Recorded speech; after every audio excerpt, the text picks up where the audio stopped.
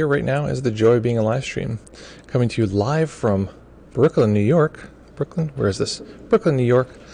And we're mainly broadcasting over here live on twitch.tv/deepmindfulness. We are very happy to be here. And yeah, folks, what is going on? What is happening with you in your practice and life and all of those things? Let's see here. Beep, boop, boop. We have this new... Oops. We have this new setup, which involves everything being slightly off from what I'm used to. I wish I could show you what it looks like on the other side of the camera, because it's starting to look very cool, but alas, we cannot. I don't know if you can see this, but I was riding one of these rented scooters. Raquel and I were going to the park recently, and a couple days ago, and a giant bug, I don't know what it was, maybe like one of those Indiana Jones style super bugs or whatever, flew right into my eye, and then was like, I don't know, I thought I could feel it still moving and running around, and it was like, oh, my eye just got whapped. Okay, hello, good morning there, Monica, nice to see you. Working on equating acceptance with awakening. Oh, very interesting. That's a very interesting topic. Like I said earlier, this is what I was talking about last class. I would love to. That's a great starter, sort of thought starter. Any questions or things like that people have, I'll try to hone in on one of those and guide a meditation based on that. So maybe that's the direction we'll go, working on equating acceptance with awakening. Well, that's a very interesting topic right there.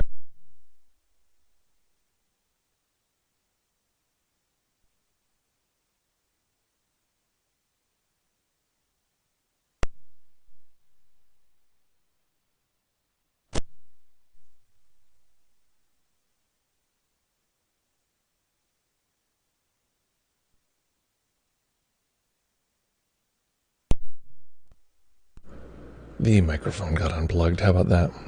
Okay. Okay, so let's see here as people begin to pop in. Yeah, that'd be a great idea. So equating equanimity with, or acceptance with awakening. Veritable Vagabond, you said last time about practicing that permeates daily life. What do you recommend? Well, that is a whole conundrum. That is a very good question. I can answer that probably much more fully after the break. And instead of giving a half answer now and a full answer then, if it's okay to wait, that'd be awesome. Because it's a full answer. Basically, it's like such a large paradigm shift. Excuse me.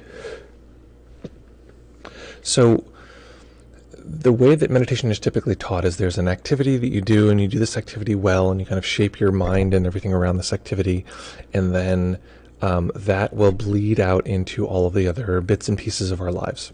That's a perfectly fine formulation. There's many ways in which that works. There's many ways in which it doesn't. This is like any formulation that's going to have those qualities. The way that I tend to teach, the way that Shinzen, through Shinzen system, has to do with starting to see everything that we do as human beings as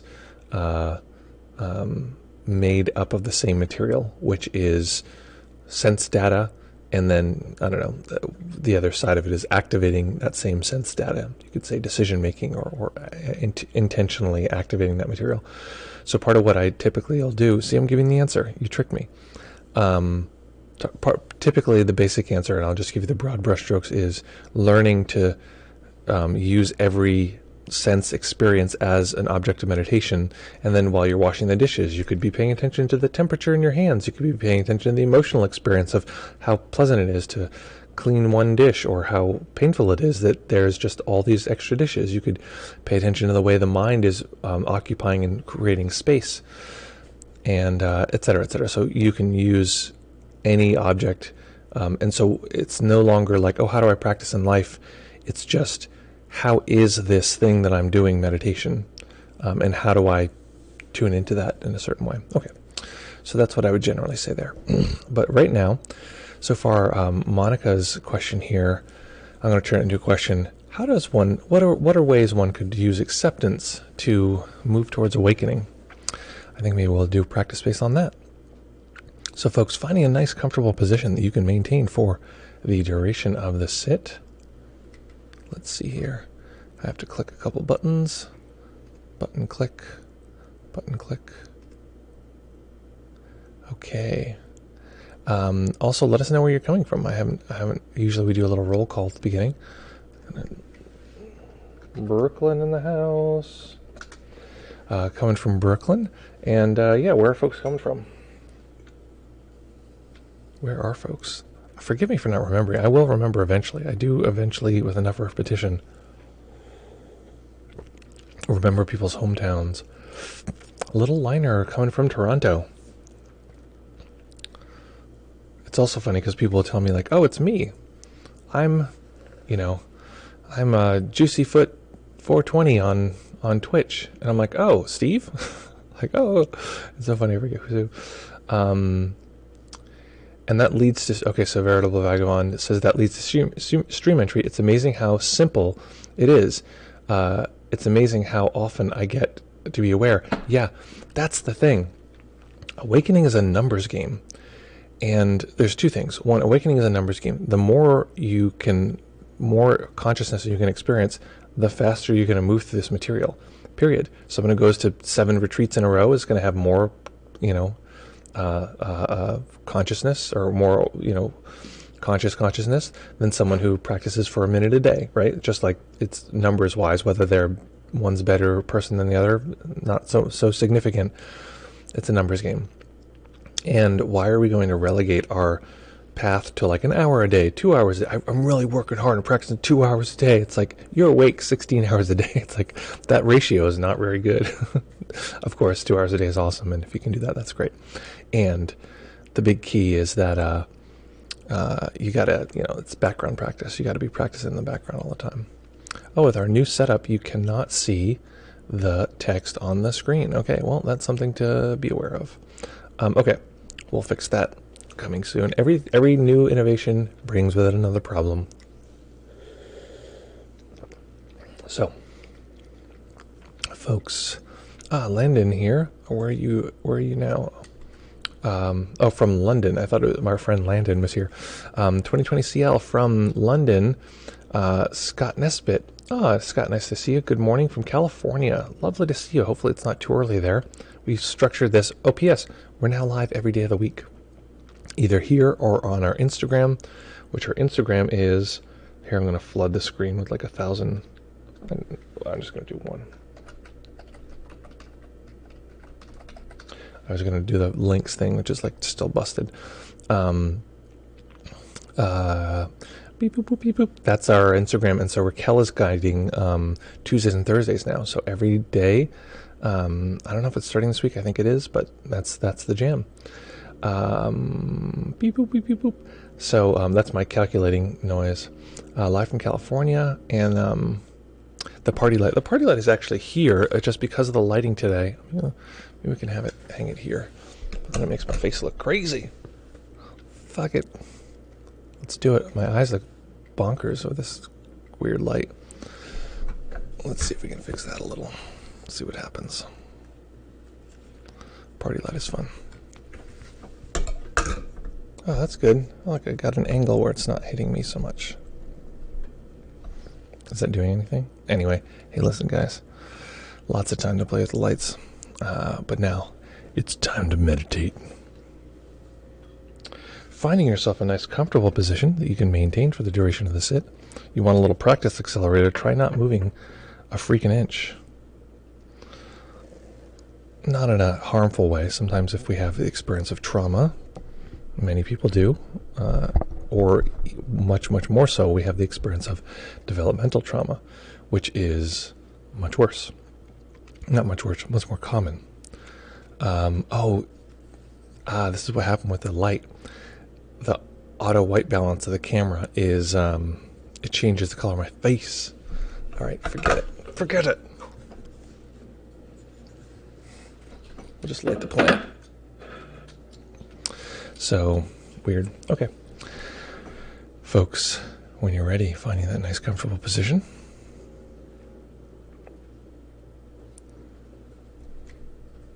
Today's theme is using acceptance to cultivate awakening. I don't know how we're going to do that, but we're going to find out.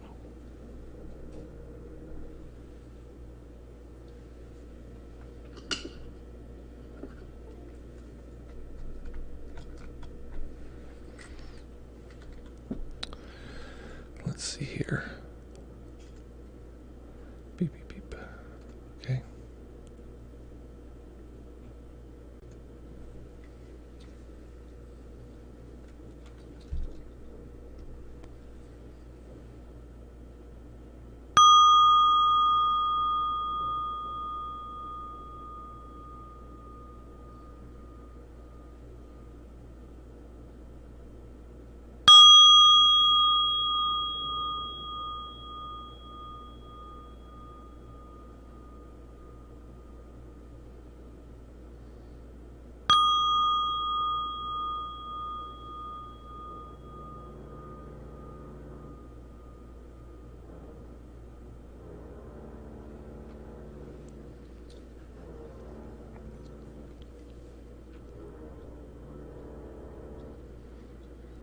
Beginning by taking a few comfortable deep breaths and just feeling the body rise and fall.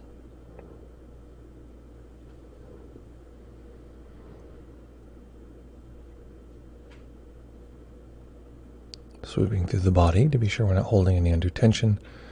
Starting at the top of the head, relax the brow.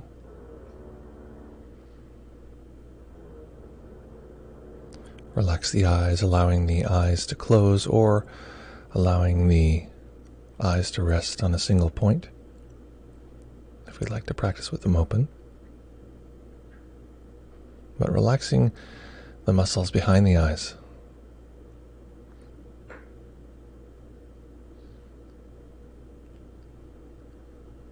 Feeling them drop down just a bit, succumbing to gravity.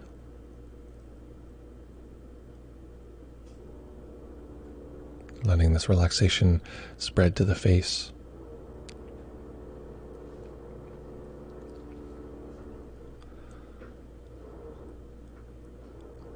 Relaxing the back of the tongue and letting the jaw go slack. No need to hold it closed.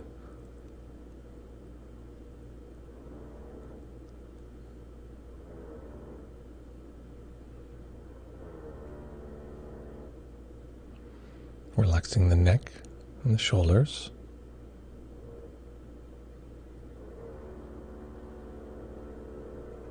The upper arms, elbows, forearms, wrists, and relaxing the hands.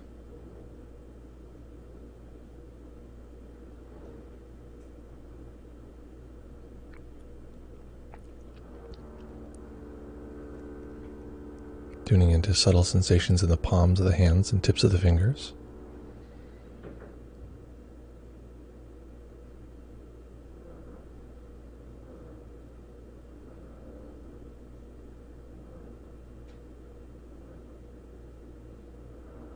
Letting go of any attempt to control the breath, letting the body breathe as it will. Noticing the natural tightening and relaxing the upper chest and upper back as the breath comes and goes.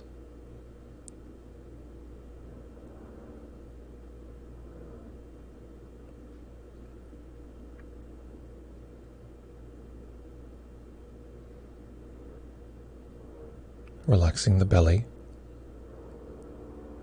and the lower back.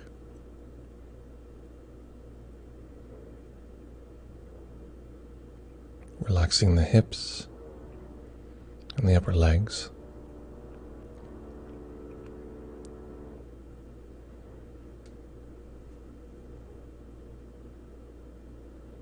The knees and calves.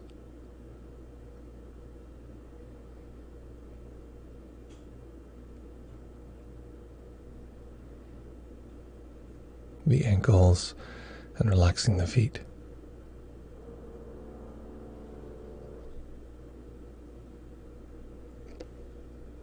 And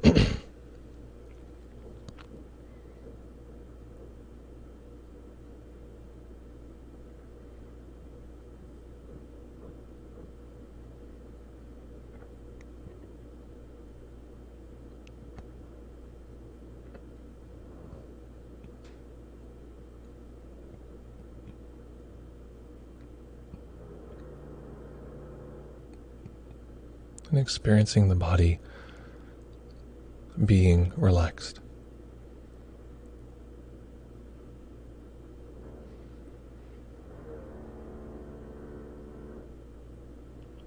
Before this, we took action and physically relaxed the body.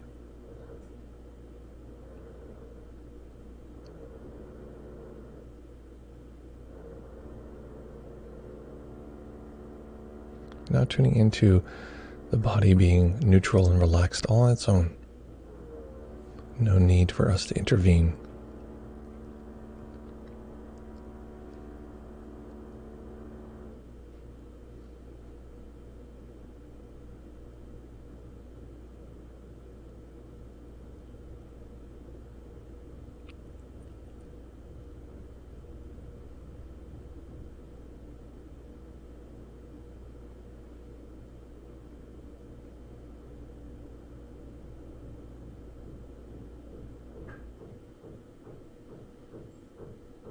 So we often have to distinguish between concept and direct experience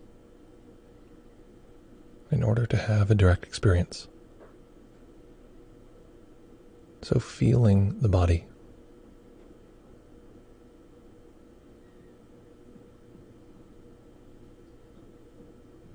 making the sensations of the body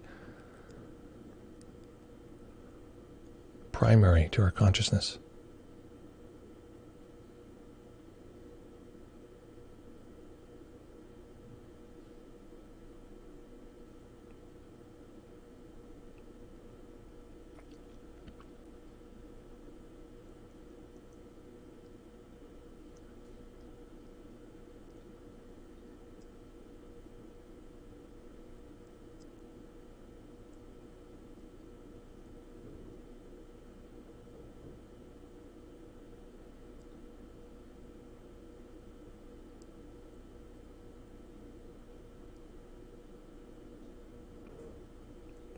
The mind will create lots of structures, ideas about the future, about self and world.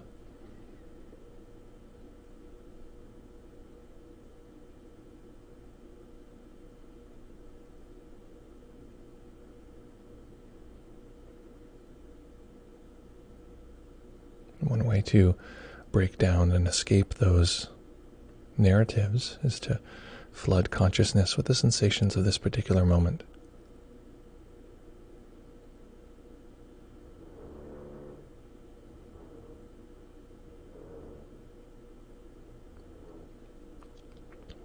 And if those concepts arrive, no need to push them away, just to recognize that they too are just a sensation. Mental audio, emotion, mental visual activation.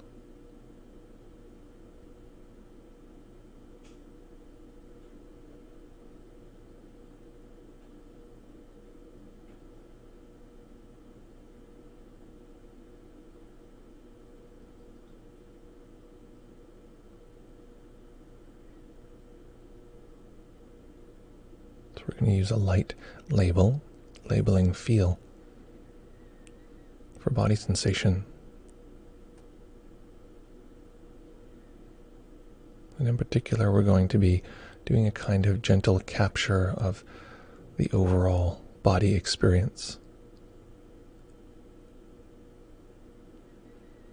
Not any one particular sensation, just what is feel experience now.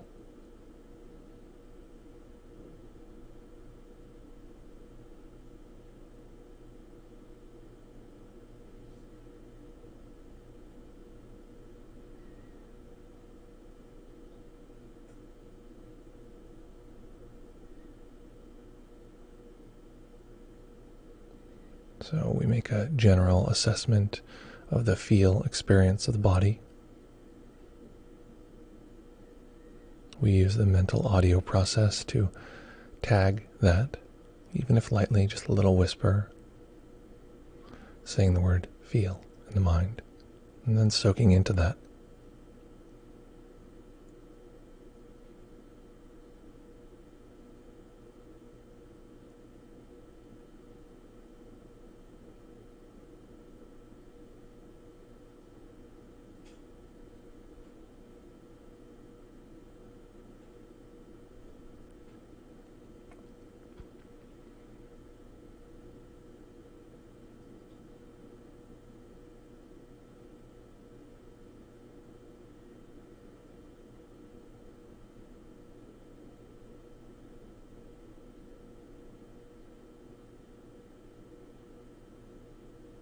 Noticing that what we experience as feel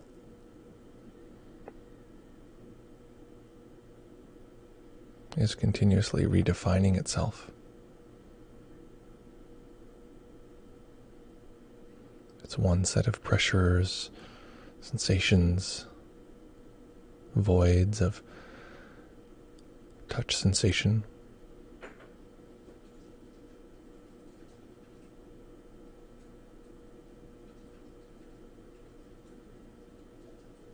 And the next time we make an assessment, it's quite different.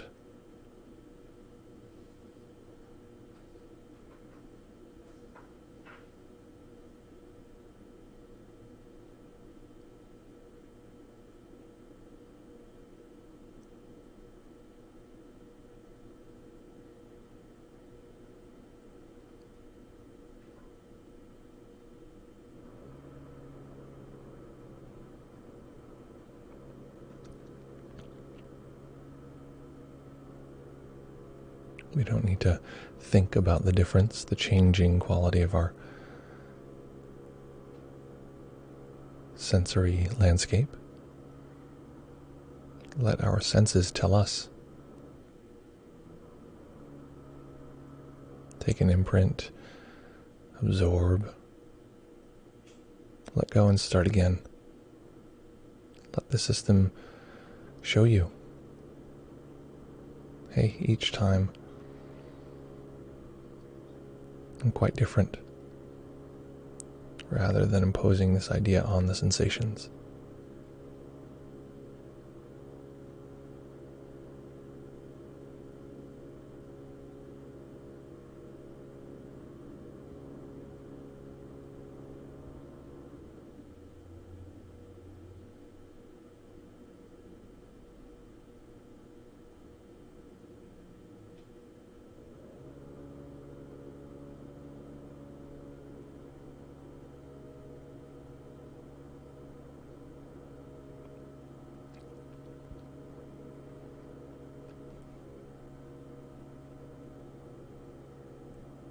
If we don't need a mental label, we can just let that go. Or allow it to be so quiet it's barely audible. Whatever works for us to keep us in contact with the sense experience of the body.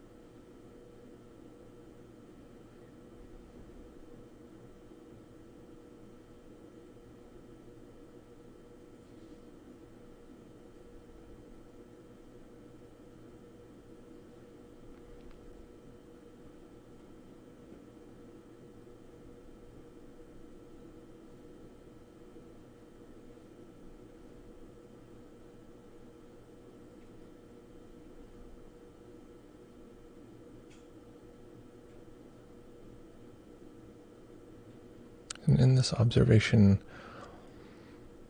I'd like us to try to not force, but allow ourselves to drift into distraction. If we try, it's likely to not occur, but if we hold our current experience with as little efforting as possible, floating, relaxing the body very deeply, letting the mind very gently hold these experiences, will typically, after a little while, just drift away, just a little bit.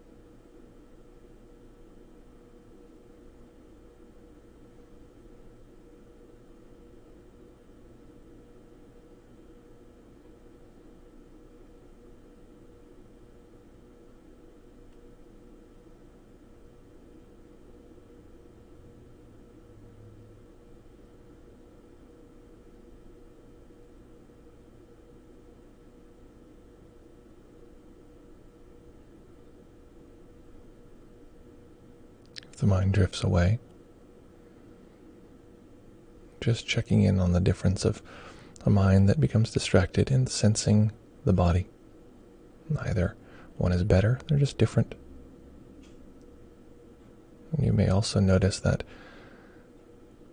in waiting for a distraction, sometimes this makes it more difficult to drift away.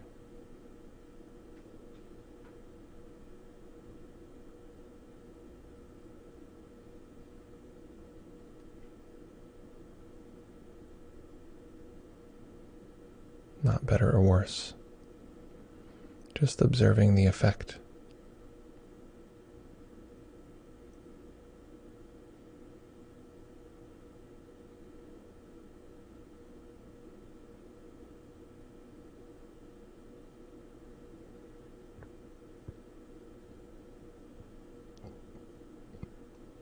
Noticing if the waiting has taken some of the consciousness away from the touch sensations of the body.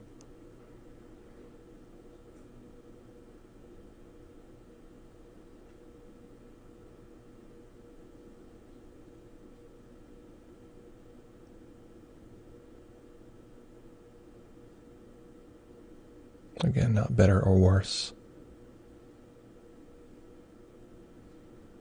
Simply what occurs.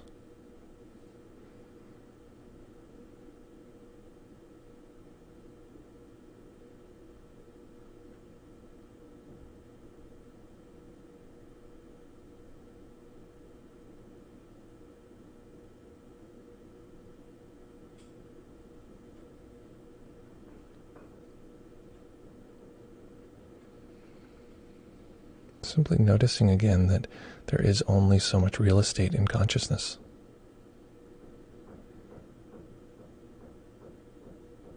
We might become distracted. We might drift away. We might be spending time filling consciousness with the sensations of the body.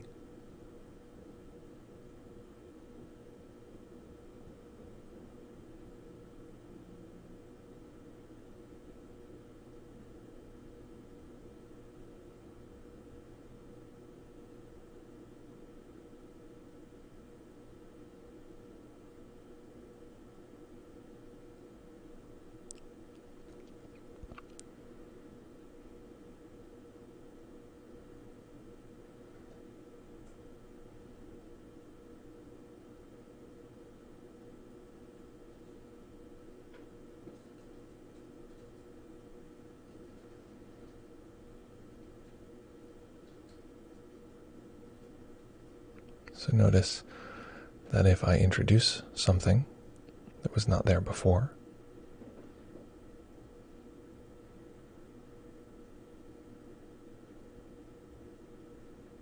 for instance, the words Abraham Lincoln riding a skateboard in tropical shorts, eating a big old slice of pizza. That set of sounds draws the mind to produce mental imagery, draws away from whatever data was at the foreground before. That was unlikely what was coming up in your mind.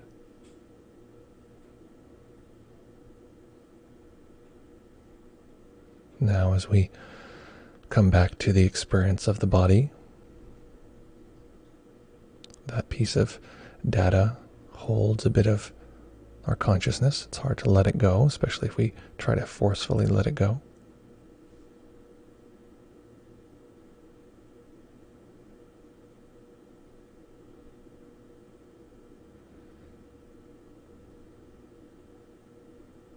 This is what's often referred to as karma, the momentum of previous moments.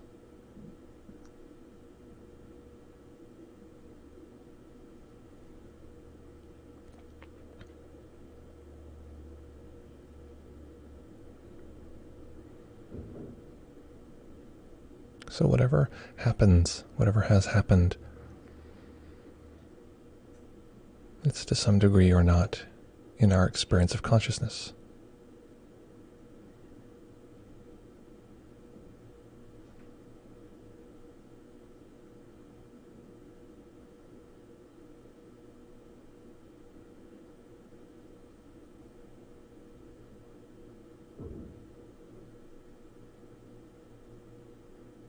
So observing the body experience is simple, straightforward, very direct. We know what body sensations feel like.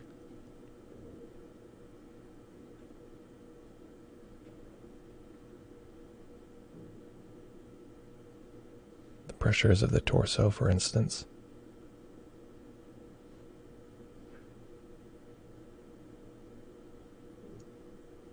The voids within that pressure are the areas where there is no noticeable touch sensation, and the way the mind cobbles this all together to tell us that these sensations are continuous, solid.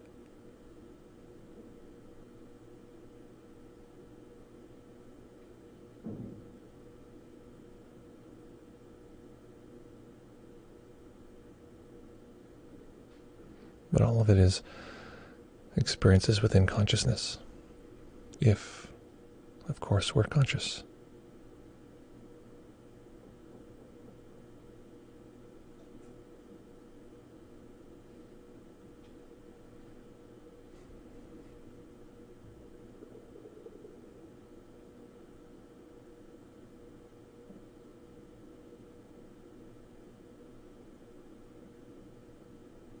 So I'm going to introduce another wacky idea. And I'd like you to, as clearly as possible, observe it as an idea. And if you can, observe it as sense data. Watch what arises into consciousness. Images, audio, body sensations. When I introduce this other somewhat silly concept. And the concept is classical awakening.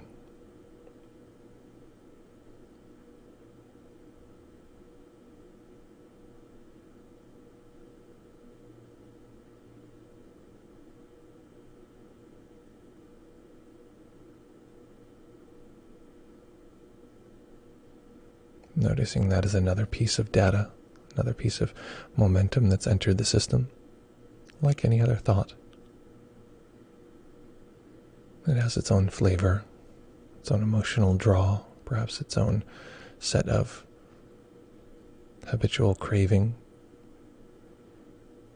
habitual aversion.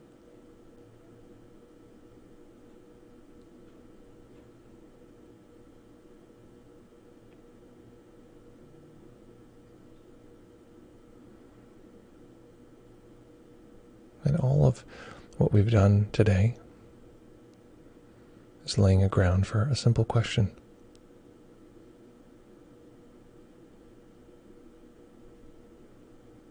And I'd like you to ask your senses this question. Which part of my experience now is not awake? Is not vibrant?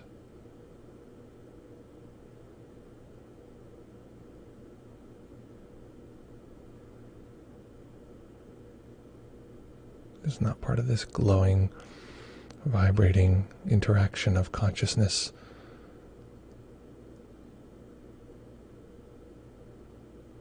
Touching and absorbing and becoming sense data. Where is the not awake part?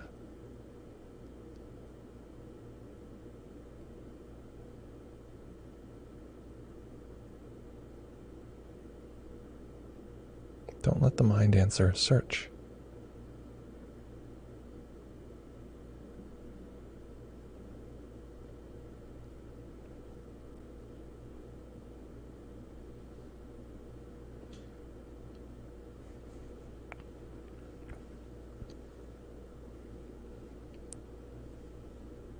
And staying with the practice.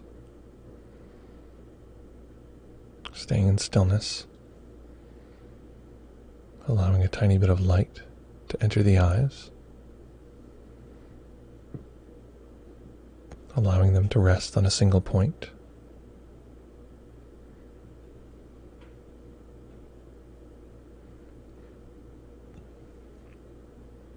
Asking this new seeing experience, where is the part of this that is not profoundly, deeply awake? The mind tells me it's here somewhere.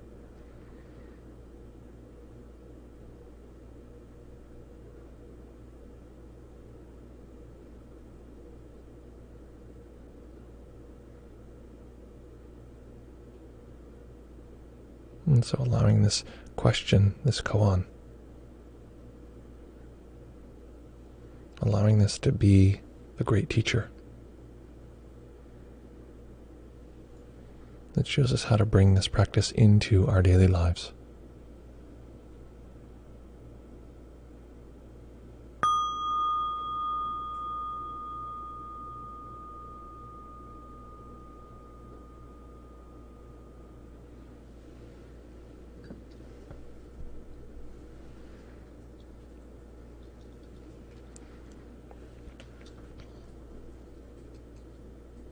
Okay.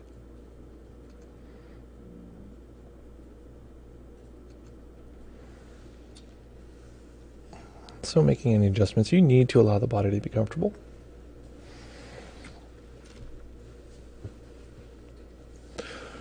It was years into teaching meditation when I realized, wait a minute.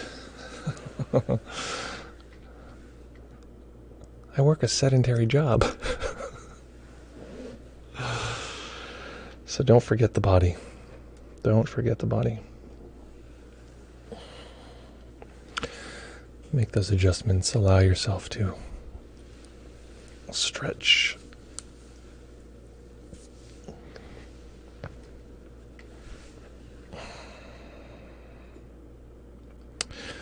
So I found I had intended on addressing one of the questions, but there's a way in which I was actually addressing both questions, Monica and Veritable Vagabond.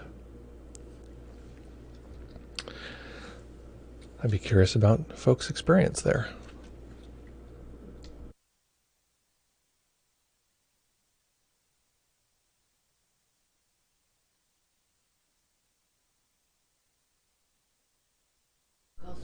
Okay. Sorry, I was just asking Raquel for something.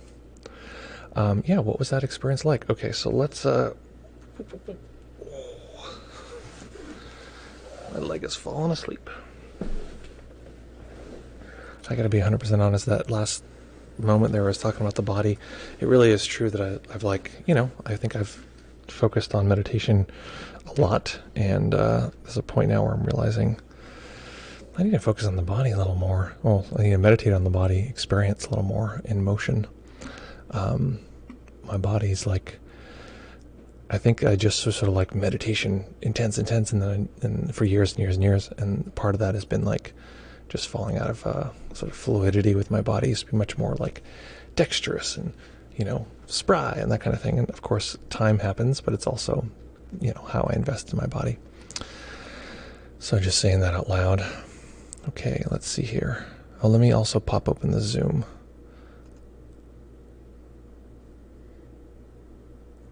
Beep boop boop beep boop boop boop beep boop boop. Where are we? Record upcoming. Oh, here we go.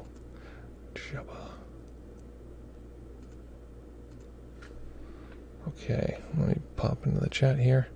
If folks want to use their voice, just so folks know, this this link that I'm putting in here now is to chat about your practice, so you'll be visible and audible. And so that's what that is. Sometimes people do not know what this is, but that's what that Zoom link is. Love to have you on board if that would be fun. And what? Okay, let's check it out here. Veritable Vagabond. When you asked the question at the end, I couldn't really find anything that wasn't awake. Interesting, very interesting. So I think that that's part of the premise, and there are full schools of, meditation that just say you are awake. You know what I mean? Like awakening that's your experience, and you just need to get out of the way. Versus ones that say you are not awake and you need to get to some place. And I think that it's incumbent on us as contemplatives to see how they're both talking about the same thing, and to see how both perspectives are correct. So I won't go in. That gets into a whole definition of definition things. But what I will say is that beep boop boop. Not last night, the night before, I slept for like 4 hours because I've been doing really intense emotional work in the last few days, and I was just not going to sleep. So now I think I'm paying the price for it. I'm like a little spacey. So can't find anything that's not awake. Yeah, I mean, that's part of the premise, is that beep, beep, boop. First of all, the mind will answer the question that it's asked, which is incredibly, incredibly potent, because I've had years of my life where I would ask the mind, I would unconsciously just let the mind ask the question, what is wrong with me? Or what's the point? Or really sort of saying there's no point, I can't, that kind of thing. Whereas had I asked my mind a different question, which was like, hey, what's going right with me? The mind would probably answer that question if I asked it enough. So when we ask the question, which part of this is not awake? Well, consciousness only has contact with the awake experience. That's what it is. So from the perspective of, hey, we're already here. Well, great, you're already here. Trust me, this is a very common report that people give. Excuse me. Common report that people give. Our friend Jeff Warren, the sort of funny story that I tell about him all the time is that his experience with stream entry was with Shinzen many years ago, and he goes, he has this experience, he has stream entry, and then is talking to Shinzen, and he just keeps going, I can't believe how ordinary it is. I can't believe how ordinary it is. It's like extraordinarily ordinary. And I think that for me, there was a big recognition over time that the ordinary material of our ordinary lives is as weird and psychedelic and transformative and insight-riddled as anything else. So, as anything, including the weird psychedelic stuff. So that is the case. If the mind can see that there's nothing but awakening, there's nothing but awake, it has a much easier. Okay, so I don't want to be. This is what I'm going to say is I couldn't understand this, and this is big. So I mean, not to say I'm repeating stuff. I'm not trying to say I'm big by saying this, but this is big for me. It was big news. So if the mind can see that there's nothing but awakening, it has much more likelihood of switching from an operating system that relies on and sort of lives in unconsciousness generally, and then occasionally has moments of consciousness, to one where consciousness is either present or extremely easily accessible. And so it's extremely accessible. What is the experience of seeing right now? Right? We very quickly get to a place where the mind is conscious. And a lot of what the awakening process is the mind flipping from one operating system to the other, and recognizing the awake experience much more often than not. So that sounds almost a little maybe disappointing of a definition, but trust me, many people report the experience of awakening and realizing it's disappointing. This is why I emphasize, I don't teach people how to experience dream entry. I teach people, like to develop lives they want after stream entry, and then how to get to those lives, which includes stream entry. Because, I thought this was sort of funny in a fully cutthroat way.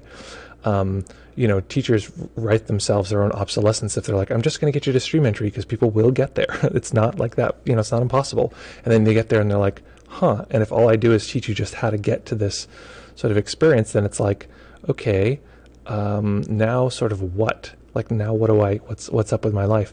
But what I found most valuable for myself is to focus on the life that I want with stream entry.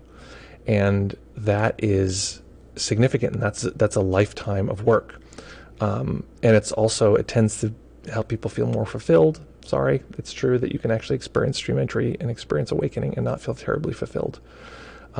Sounds strange and impossible, but trust me, I'm behind the scenes with lots of teachers, and that's one of the things we talk about is like how, it's amazing how when you really talk with serious teachers, especially if they have, they're able to have contact with humility, we just talk about like, this group of people said this thing, or this person said this thing, or this situation happened, or my relative is sick, and it's just like the ordinary stuff. It's like, God, I feel sad, or, oh, such a bummer. It's like, it's very, very, very human, and I think that there's a recognition of that humanity, and that is not outside of awakening.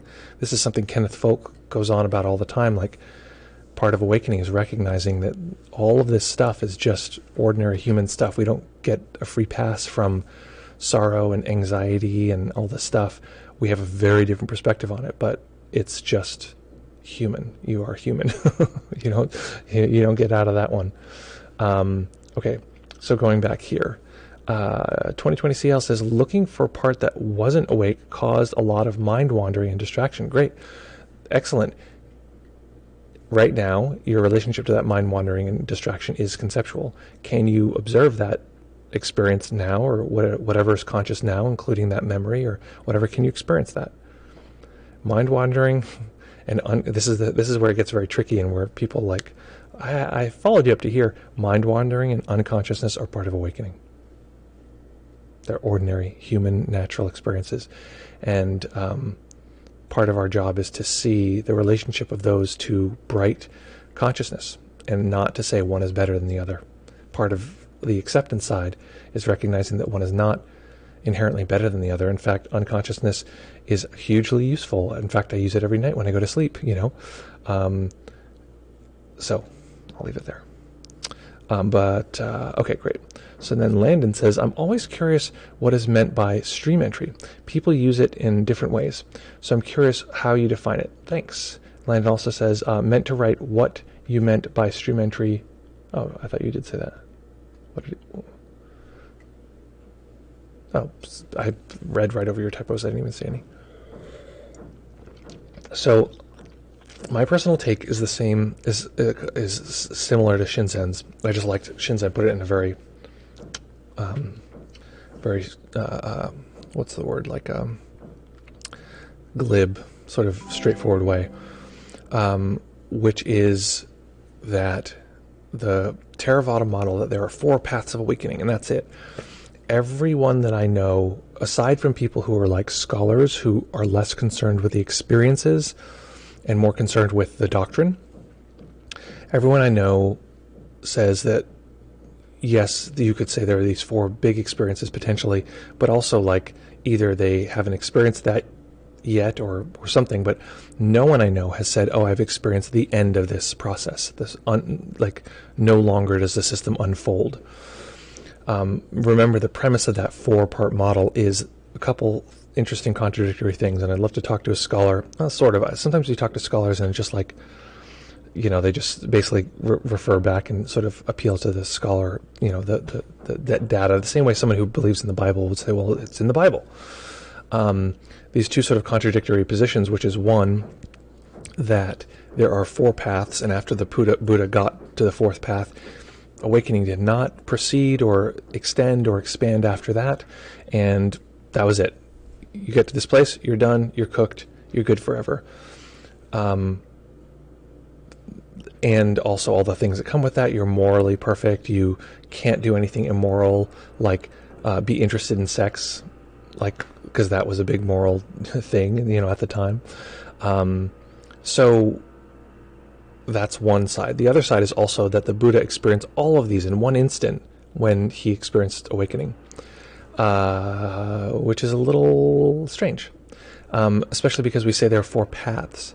Now, I just want to zoom out a little bit, and if there's a recognition that the paths are, there's four paths, and there were four paths of Brahmanism. There are four was a very big number, about like completion at the time. There are four stages in Brahmanism, and he was teaching Brahmins, right? So is it that there are four stages and that's how it is? It's universal for everyone and that's it, and we're orthodox enough that we're just going to say that's all there is? Or is it that the system is more flexible than that? And here's a way to talk about some particular aspects of the system, of the awakening process. So basically what Shinzen said, his short version is, I don't see that there is an end to the path, but there's definitely a beginning. And stream entry is that beginning. Stream entry is where the system on its own now refers to this new operating system by default. If not by default, then it's just it's a matter of like one perceptual sort of, and then the system can kick into that. So that's basically what I define as stream entry. Then the question becomes, what is that perceptual shift? It's what I was describing earlier, where the system is referring to the present moment and the impermanence and non-solidity of experiencing as the primary ordering structure of our relationship to the world, where the packaging and the reorganization and the navigation and the narrative creation of the mind is now another piece of sense data, and I can observe now how my mind and system is putting myself into the central role of this narrative of my life, pulling in little bits and pieces about what is time experientially, what is aging, what is my youth, all these different pieces, watching the system pull all of that together by its nature, just doing that. So that's what I describe that perceptual shift as, and stream entry is when the system begins to lean on that as its sort of default operating system. Hopefully that's helpful. Hopefully that's clarifying it all. Okay, no one is here on Zoom, no problem, no pressure. Any other questions? Any other questions before we drift away into the ether? What's all this stuff in my pocket? So noisy. I should make a dog toy out of this. My dog would love this. Oh, P.S. Guess what? I'm getting another microphone because of Raquel and I are needing to record together lately, and we have this other microphone. It's good. It's fine. It's just not like high quality microphone. So we're getting two microphones. But what that means, folks, is I'm going to be able to do, you guessed it, ASMR. Okay, here's a question for folks before we drift away. Who can detect this as not just audio experience, as a body sensation?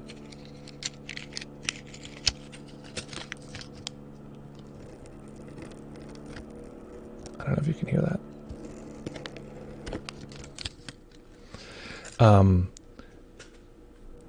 You might be a perfect candidate for ASMR. I can experience that as a body sensation now that, after a while of meditation, but Raquel, it's like the whole body lights up. It's like tingling, which is a realm of ASMR.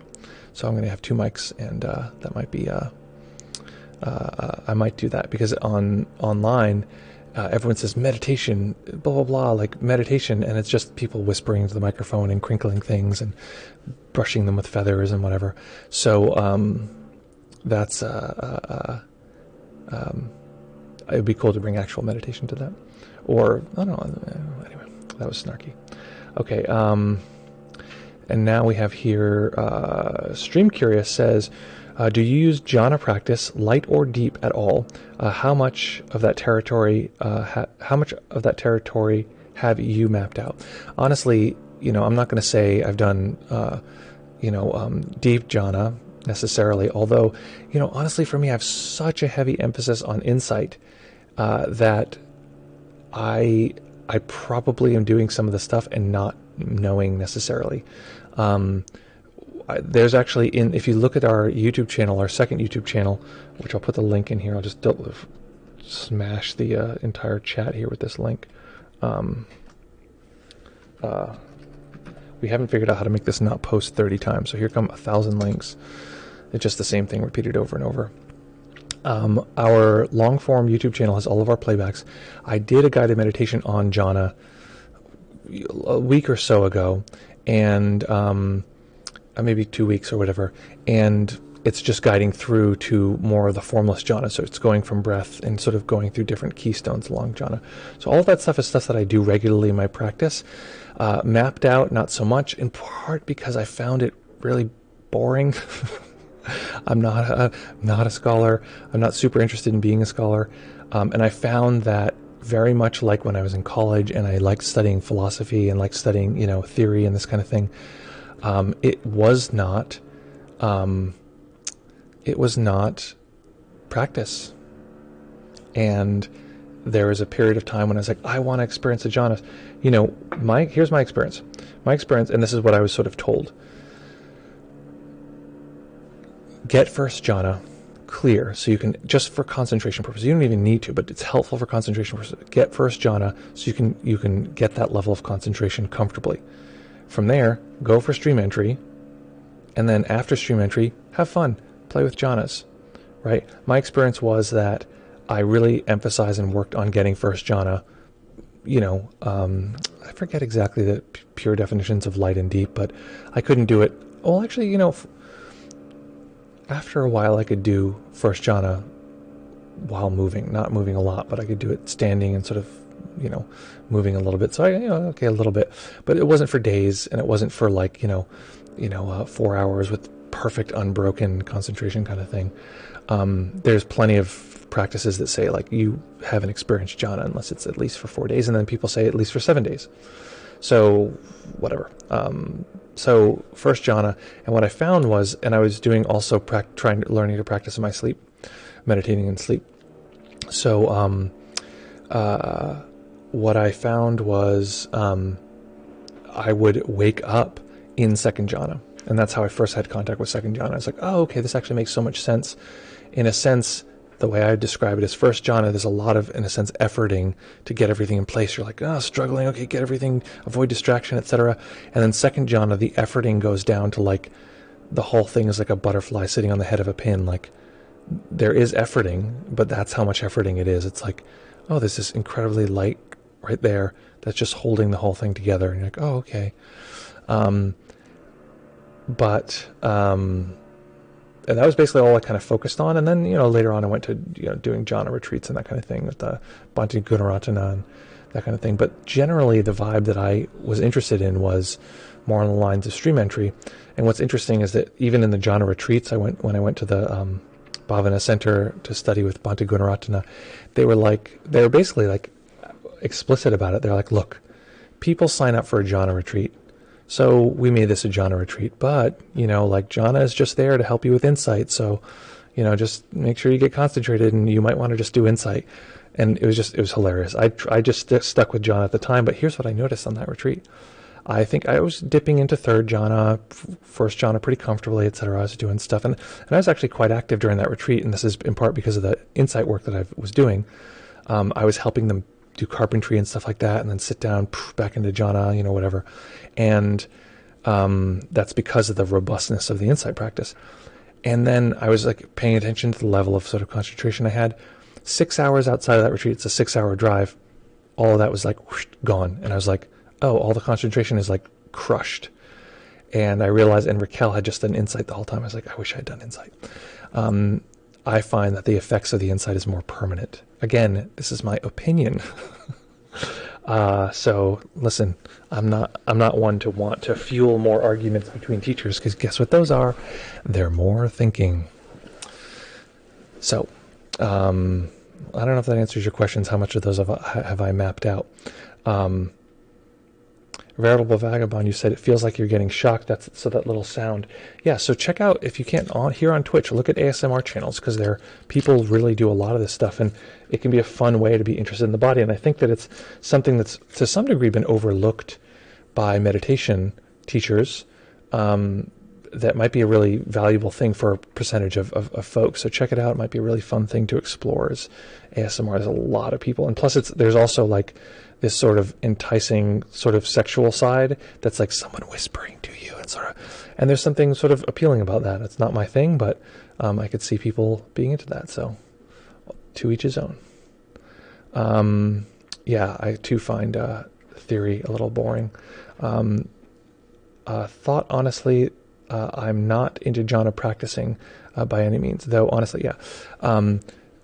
Yeah, and keep in mind, like, we need concentration to proceed in insight. It's just, they're necessary.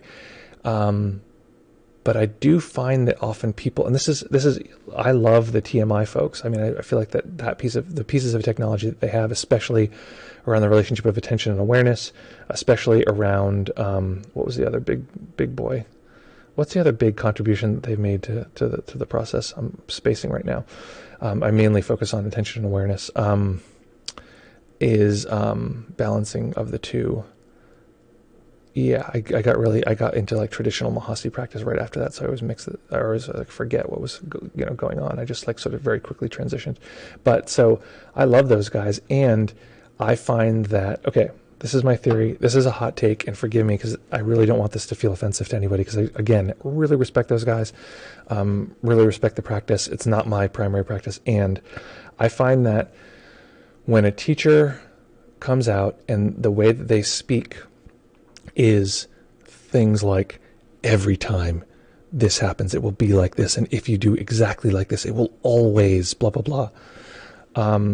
That tends to attract someone and people who like a sense of things feeling very in order, and want to feel this sense of, okay, I have a clear idea of what I want to do. Again, there's nothing wrong with this. Very clear idea of what I want to do, and I can finally relax and just trust this person, and this will be the way. What happens is people hit turbulence around, what do they call it, between stage 4 and 5, stage 7, or whatever the different moments. Oh, I hit turbulence, so what am I going to do? It's helpful to know, and people just abandon the system or whatever. It's helpful to know that none of this is universal, and I'm sorry, but that makes things much harder. But that kind of universality, and as soon as I hear someone speaking like that, I'm like, it's like ring, ring. I'm like, either this person is using this pedagogical tool in order to intentionally create a sense of importance of what they're saying, because they want people to listen, and it's totally valid. They can, having people listen is really important as a teacher.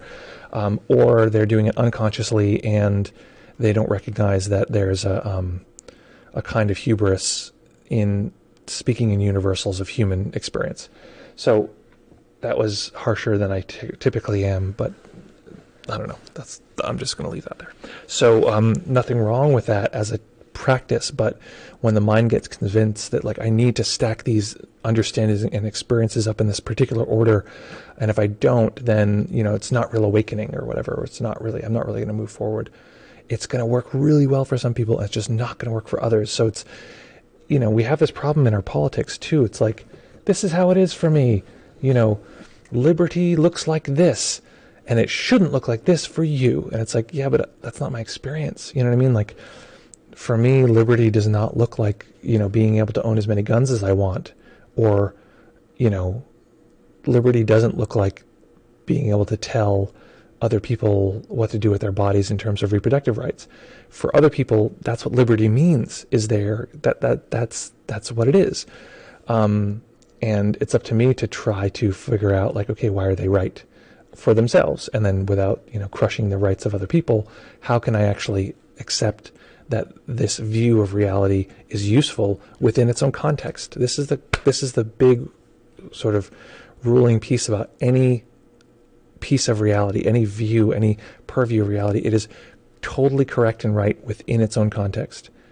And then outside of that context, it totally fails. And so much of what we see is people trying to use a logic that works beautifully in its context. They have so much proof, and then apply that logic over here, and then it just turns into total chaos. So, yeah, that's what I'll say. If that's disclarifying or disheartening or alienating to anyone, anything I just said, please let me know, because, hey, I'm open to hearing different points of view, and I love being wrong. That's a great way to grow. Veritable Vagabond says, this question seems redundant, but how do I tell if I am actually being mindful or not? Is the practice returning and labeling your sense experience in your body again and again? So a practice is returning and labeling your sense experience again and again, but how can I tell if I'm, being mindful? Let's talk about it in a more stark way.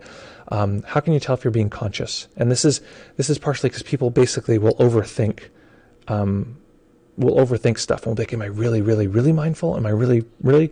Well, all mindfulness is a sort of mechanism that eats its own tail, that eventually recognize, even the efforting to be mindful is just material. Even the distraction is a thing to be mindful with. It is basically like it's like a prism that can take in any light source and turn that light source into, we call it consciousness. But eventually it collapses into itself and it is its own prism. Mindfulness is, you recognize, okay, even that is just another concept. We're conscious or we're not, and that's what's happening. So what I would say is, can you tell if you're conscious? And that could be, it's such an intellectual, silly ass feedback loop. It's easier to say, are there times when you're unconscious? How about when you're dead asleep and you're not dreaming? Are you conscious then? Well, not really. I mean, I think that's fair to say that that's not conscious. Okay, great. Everything that's not that, or experiences like that, we're going to call that conscious. Right? So, and there's degrees of how clear you are at that particular moment. Like right now I'm conscious, but as I was saying that, the system blipped out a couple times. So, okay, but I noticed that the system did that. I can actually detect that. So they're both consciousness, but one has a little bit more clarity on when the system is sort of operating in the foreground, when it's not operating.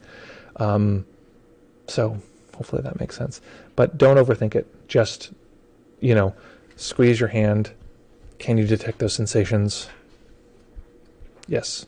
Good. You're good. Don't overthink it. Landon says, oh, sorry, we're going down here. Your Brain. Welcome, Your Brain, here from YouTube. Do you answer questions on Zoom? Do I?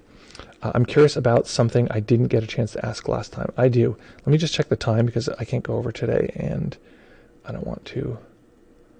Okay. Oh, exactly at noon I have... Oh, that's cool. I have a little time then. Let me move this on my calendar. Okay, great.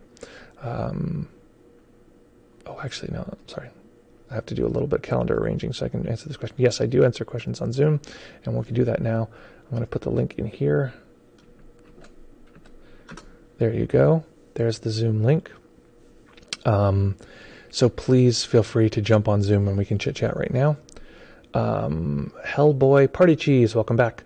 Do you answer questions on... Oh, wait, you're asking the same thing. I have a question I didn't get to ask. Are you two different people? How dare you? I'm just kidding. Okay, cool. So feel free to jump on. Stream Courier says, more mapping than you probably ever wanted to know regarding Jhana and mapping. Jhana and Jnana. Yeah, no, I'd love that. See, I like that stuff. I think here's the thing, is that I love that stuff. And what I find is that more often than not, by far, people let their understanding exceed their experiencing. And that is so problematic because, I mean, it's the difference between, like, attending your daughter's birthday and thinking about attending your daughter's birthday. It's like, well, come on, they're practically the same. It's like, people. So the course deep, not mindfulness. The course we're about to launch, which is here. We're a little over half full, so we still have some space. The course is a strong focus on experiencing the progress of insight, the classical path of awakening laid out by Mahasi, experiencing that versus understanding it. And people get frustrated, and I tell them you're going to get frustrated because the first 2/3 of the class we don't look at a map, we just practice. And people are like, when are we going to look at maps? This, etc. And I want people to, oh, good, Stream Curious. I'm glad you'll be there with us. Or maybe, wait, no. Yeah, I don't know who you are, but I don't think you're in the course currently. I think you're signed up for the upcoming one. It's about experiencing. I emphasize experiencing way before the sort of understanding of it. And often what people say is, that if we really focus on experiencing and then we get to this sort of reading the maps, it feels like, this feels weird. Like, I see how this does map onto my experience, but it's also like a weirdly, it's a map. It's not the terrain. So, okay, I put the Zoom link in here. I'm not seeing, sorry about that. You're right here. Okay, I'm going to let you in here. Mortis. Oh, Moritz, sorry. Okay, you are here. Let's see. Okay, I hear you now. Oh no, I see you now. Will you check? It looks like you're muted.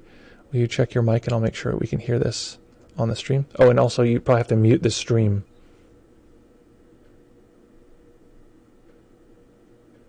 Okay, well that's okay, great. So the echo is gone now. That's great. Okay, so let's try again here. Will you talk for a second? Okay, I do hear a little bit, but it's real quiet.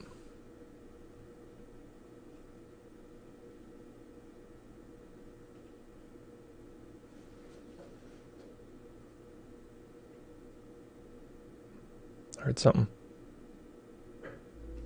Okay. Try one more time. No echo, and it's a little louder. It's great.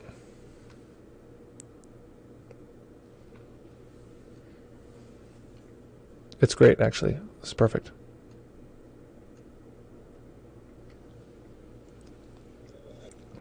I do.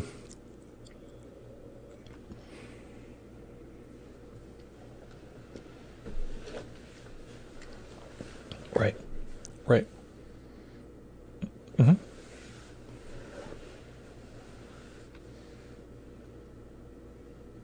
Mm-hmm.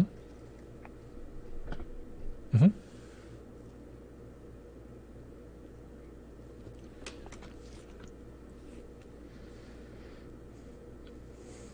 Mm-hmm.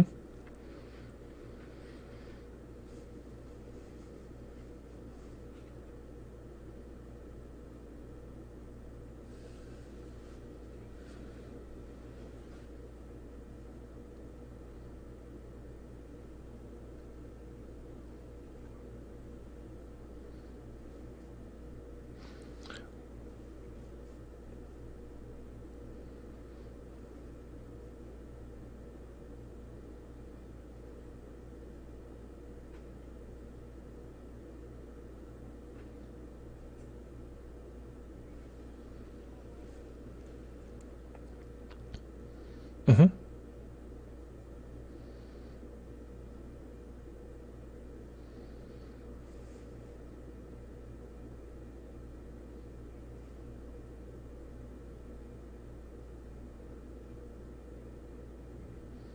Mm-hmm.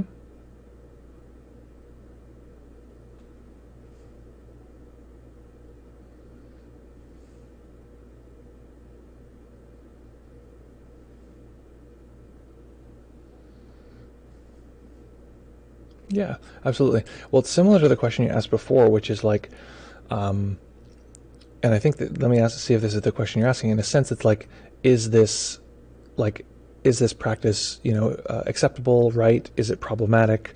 Are there, pitfalls to what I'm describing? Is the pitfalls that this other teacher described, are those valid? That kind of thing. Is that generally the question?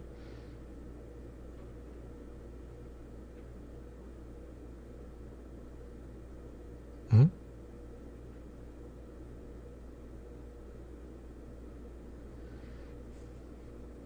Mm-hmm.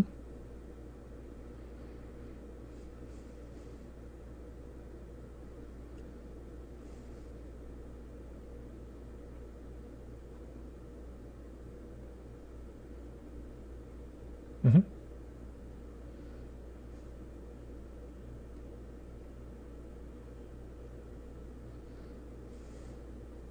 Mm-hmm.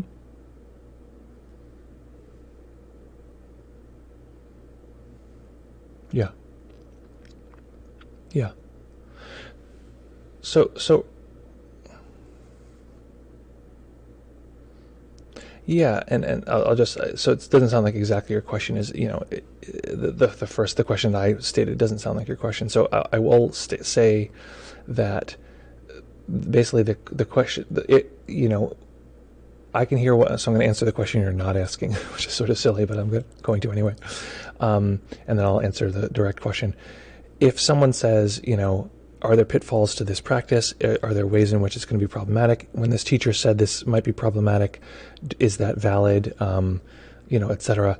Generally, the answer is yes to all of them, which is what's challenging. And so the way that I frame it is that every practice has its, has its pitfalls. Every practice has its upside. So typically what I'm going to recommend is that you know the pitfalls, be aware of them, and you know the upside and you're aware of that, and to not assume that this practice is the best universal practice. If you share this practice with someone else, to know that, okay, this is something I've tried, might not work for you, here are the sort of general pitfalls that might come up, and to be aware of them yourself and to navigate those. So I have heard of things similar to that in a sort of large, if you zoom out a little bit. So on one hand, it's just observing the sort of various, sort of organizational, the way the mind organizes data in any particular point, and then disorganizes data, and sort of watching that that experience sort of move through the experience of consciousness. I just realized that the chat is not visible. Okay. So that's actually, in a way, is quite common, because that's, we actually did that in today's practice. We were observing what was happening, and I said some sort of silly words. I added something that was not already there, clearly, or sort of explicitly already there, just to make a point that, like, something can be added, something can be, come in that is seems foreign. And this is what I would say as far as how to navigate that, is to recognize that even that foreign thing that's entering, I use this sort of silly image of, what was it, Abraham Lincoln skateboarding, wearing Hawaiian shorts. That foreign thing that's entering is also sense data. It is also sense data. And that's like the thing that I want to say the most emphatically, is you said, there's things coming in that are not sensory. Some of these are like an arrangement of space. Some of them are like a touch sensation, this kind of thing. From my perspective, there is no experiencing that is not sensory. And I include space in terms of mental seeing. So the mind can see images, like that funny picture of Abraham Lincoln eating a slice of pizza, but it can also have a sense of space, location, arrangement, anything on an XYZ axis, any sense of in front of every, are they adverbs? What piece of language is this? It's a board, about, above, across, after, against, along, among, around, at, below. English is not my native language, okay. So I wouldn't. I think those are adverbs. Wait, what's that? Those are not adverbs. What are they called? I forget. Well, but adverbs are adjectives for verbs, like happily, angrily, slowly. What are those then? I thought, someone tell me what those, prepositions. There it is. Prepositions. Thank you so much. Appreciated. Grammar fun. Every preposition is a see-in construction. A board, about, above, across. They're all spatial they're all spatial relationships. So every one of those is part of the mind arranging space. This is something that's very central for me in sculpture, is that space is not something that is effectively real. What we consider space is not real, not on a mathematical level, but on a experiential level. Well, the space of this room, this kind of thing, it's not a solid experience. It's not a solid object. It is created by the mind. And something is big because it's bigger than the body. Something is small because it's smaller than the body. And all of those sort of pieces are arranged by the mind. So when you say, okay, I'm bringing things up and some of these are not sensory, they're all sensory. They all occur within a location, which is also very important. Our sense of space occurs wherever it is spatially here. There's a little background noise. I'm going to mute you for a second here. There's, what was I going to say here? Oh, thank you. So, all sensing all experiencing is sensory. You get into a little bit of tricky territory when you start to get into things like, what about infinity? Well, that's just a sense of space, and then this sort of other sense of past that. That's what we think of as infinity, these kind of things, but it's all just sense data. What you're doing is just what might be called a trigger practice. This is actually quite common, and in practice we generally have two sides to the practice. We have the sort of non-doing side and then the doing side. On the non-doing side, we are simply observing whatever is happening, whatever's occurring, and without any interference. On the doing side, we have the other entire half of practice, which is morality, which is doing anything that will move us towards an ideal. So in this case, the ideal is maybe more consciousness, or you were describing sort of being able to metabolize some of this stuff more easily. I think that's a great idea. And just so you know, the form of what you're doing, the specifics, that detail I have not heard of spatially, bringing things from the past, but the general form of that I've heard, a million times over, which is to intentionally do something in order to develop more consciousness, which we do that in a million ways. We do that by labeling, we do that by sitting down, we do that by using a timer. Each one of those is intentionally doing something to trigger or bring about greater consciousness. So there's doing even in the non-doing side.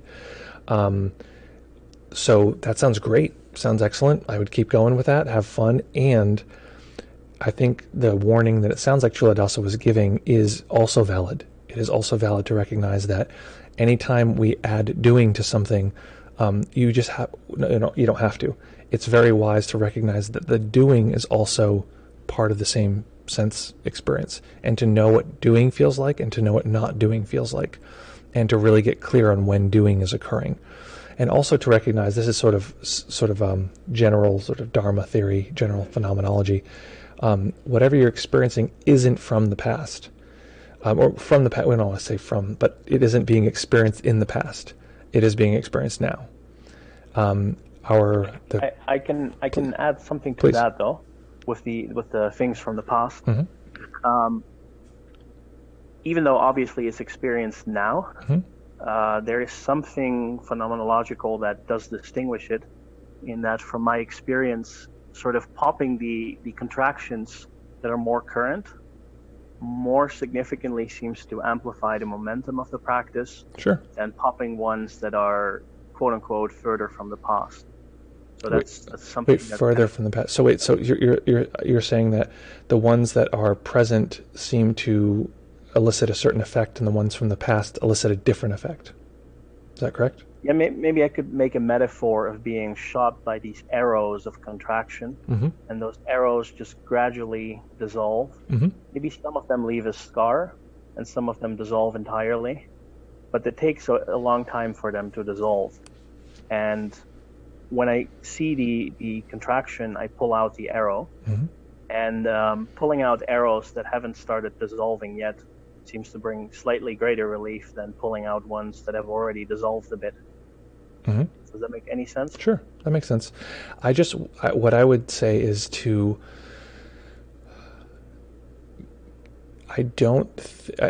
whatever's arising, right? So either it's arising on its own or it's arising with some triggering from your part. I wouldn't, basically what you're saying is doing one has a certain effect, doing the other one has a different effect. That's the most generic way of saying what you're describing. But that's just so you know, that's how you describe any meditation practice and any action. So when I sit and I just do sort of what's described without bringing up anything from the past, but I hold a cantaloupe in my left hand, the effect is X. And that's different than when I don't do that. Well, yeah, of course. So just know that what you're doing is having certain effects. For you, they might be positive right now. For you, they might be the most important thing for your entire practice. And it is still just observing what is arising now. It might have a link to some experience in our past, regardless. There is some doing that is activating that. When we do this, whatever configuration is, whatever constellation, certain effects occur. Remember that arranging that constellation is also to be metabolized. The part of you that wants to arrange the constellation, the part of you that doesn't care, to observe all of these pieces together and not say like, oh, well, this one's good and it works right now, and this one is, it's not quite as good. They're both great, and you just want to make sure that you're recognizing that each part, including the creation of them, is something that you can metabolize. Yeah, I wanted to add that once there's more momentum in the practice, that gets more self-evident. Mm-hmm. There's no sense of deliberately bringing things from the past and all this stuff. They just sort of pop in and get metabolized kind of automatically as the momentum, if there's sufficient momentum, let's say. That's great. It's just that from my experience, that when I do this deliberately pulling them from past moments, mm-hmm. it's easier to build the momentum to get to that point. That's great. And I was curious if you've ever heard of that, but it sounds like you haven't. It sounds like it's kind of a thing I either invented or I don't know. Well, yeah, I mean, and I think that's the thing is we invent meditation tech all the time, and that's great. See what works for you, mm-hmm. and go for it. And don't fall into the trap of thinking that what you're experiencing is somehow special or different than sense data. What it sounds more to me like is that the system that you were describing previously, that you were sort of making an alteration on, the system where you're just observing what's happening naturally, it doesn't take into account the volitional side of practice. It's like, oh, we don't talk about volition here, it's not our thing, which is fine. And you're adding a volitional piece. Just be sure that I add stuff and make stuff up all the time. Just be sure. I guess it's adding the volitional piece until the moment that enough momentum is built. Great. That sense of volition can also be thrown into the fire. Yeah. And just remember that any narrative, any volition, any sense of continuity, any sense of time, any sense of inside or outside, any sense of progress, all of this is sensory. All of this is just data that is arising, and the mind organizing data. You could say contracting around data, any sense of self and world, any sense of, okay, I'm the primary character of this narrative. All this stuff is just data, and systematically observe that. But observe the data of volition. Take some time to just do whatever you need to do to be volitional, and then notice what is the experience of volitional activity, what effect does it have, these kind of things. Because if we see it as neutral, like, oh yeah, I'm intending and then I let that go and that's all it is, then we lose the insight that comes from seeing what occurs when volition rises up. Like, what is that as it arises? And to observe this sort of like creative magic of like volition sparking something and bringing it into the experiential world. So that's great. I'm curious. I'm going to be curious when you have some more reports on that. I'd be curious to hear more about that. Thank you so much for asking your question here. Cool. Thanks for answering. Awesome. Okay, so folks, I do need to get off. Oh my God, we're starting right now. Folks, I got to go right away. Thank you again. My wish for you today, simply be kind to yourself and ask your system, ask your body-mind as you're navigating the world, which part of this is not awake? Have fun today, folks. Have a good time. Thanks again for joining. Thanks for everyone who followed over on Twitch. And thanks for everyone who's just saying hello. Great to see you all. Look forward to seeing you all very, very soon. less than 48 hours. Actually, less than 24 hours. Raquel's doing this on Instagram at Deep Mindfulness. Okay?